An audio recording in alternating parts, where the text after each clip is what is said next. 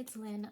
So if you know me in real life, you know two things about me, or at least these two things about me. One being that I like telling little factoids of just random pieces of information that no one needs to know unless they're in like a specific profession. But I'm a genuinely like curious person, so I just know a bunch of random facts like the symbolism of flowers, or like, I don't know, just random stuff, okay? And the second thing that you probably know if you know me in real life is that I like to do a little show and tell of like, oh, look at this little thing and this is what I know about it. So we're gonna do that today. I have a mouse hand, sorry. I never know what to do with my hands. Anyway, so this is a ring that okay, backstory so it can kind of make sense. Josh did inherit some things from his grandparents when they passed. So one of them being a box of jewelry that they had that included like some real jewelry and some costume jewelry. But I was interested in this piece because it looked cool, unique to me, and also I was like, oh, that's an amethyst stone, and this is my birthstone, so I was interested in this piece. So yeah, so this is what it looks like. Pretty cool, pretty neat. And then I don't know, I just got curious because I do know that the little stamps inside of here correspond to just different information.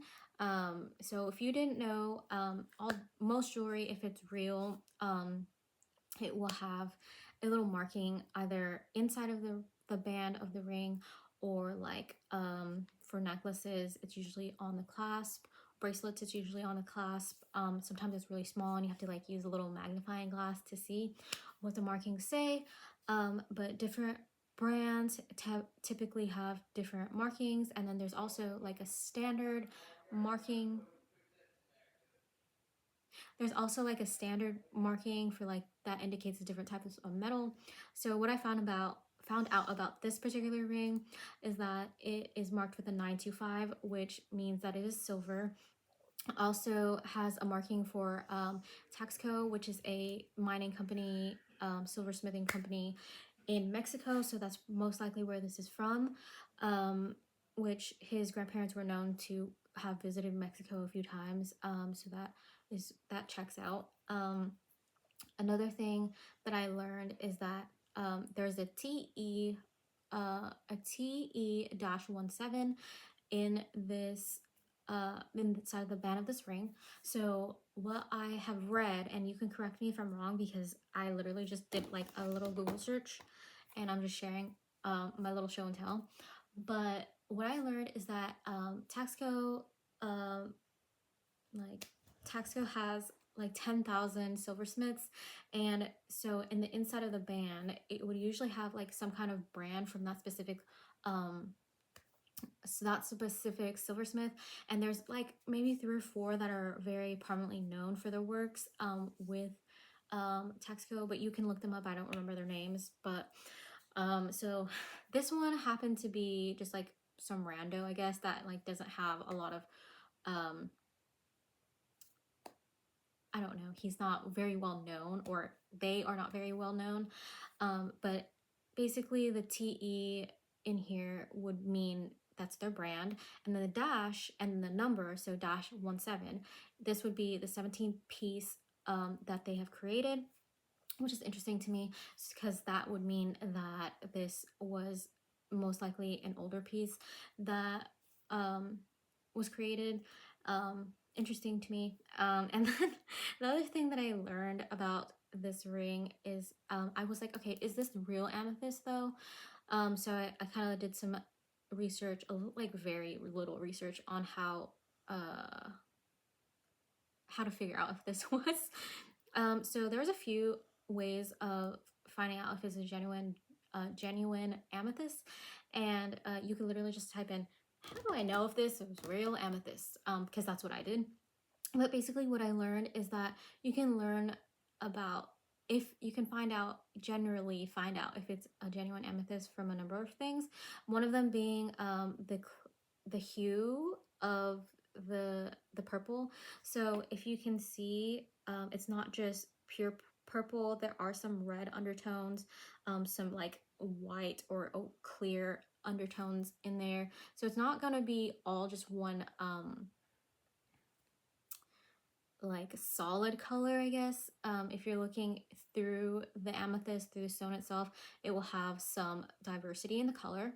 And then the other thing that I learned was to see if it's a genuine amethyst is that amethyst is generally a pretty clear gem. So if you're looking inside, you can usually tell if it's real, if it's not cloudy, if it doesn't have like a bunch of air bubbles inside, because that would kind of indicate some that it might be glass or something like that.